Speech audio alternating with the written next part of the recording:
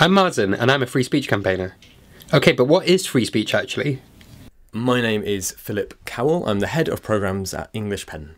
I actually think that you only get a society that flourishes where everyone is able to become the best that they can possibly become when you have free speech. What is it like to listen to something that's difficult to hear? And that is free speech. We have to be able to listen to those things which we don't agree with. And so in a way, free speech is about listening. It's about free listening. It's about being as free as you can with your ears, as well as with your mouths. Obviously, we need to be saying these things to each other. We need to be perhaps practicing how to speak. We practice obviously in our classrooms, but we practice at home, don't we? There's free speech at home, or is there? Perhaps there isn't free speech at home. Is there free speech in this classroom, wherever you are right now? I go into prisons quite a bit. I do workshops in prisons. And obviously there it's a very different scenario as well. So free speech in prisons, free speech on the street. What's it like for you in all these different settings? I think free speech is where a society is really noisy. It's not one where there's this perfect silence.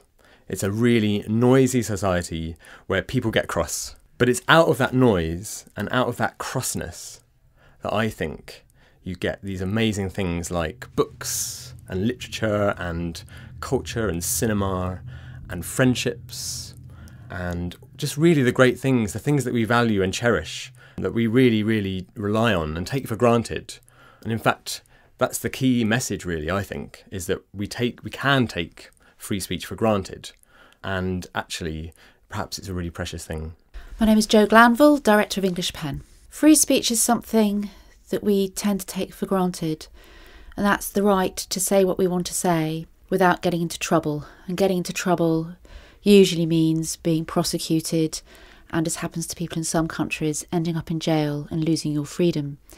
So the right to free speech is something that in fact we should never take for granted, because it's not an absolute right. Every single country in the world, even the United States of America, which has the most respect constitutionally for freedom of speech in the First Amendment, even there, free speech is restrained. And because free speech is restrained everywhere, we've all got to be very vigilant, because every government at some point tries to curb that right that is essential, really, to living in a democracy. So it seems to me the key thing about free speech, and you might need to write this down because it always confuses me, is that no one has the right not to be offended. I know, it's really confusing. It confuses me because it's a double negative, right? So let's just do it again. No one has the right not to be offended. And I just think maybe it's worth just writing that down and having a think about that. What do you think?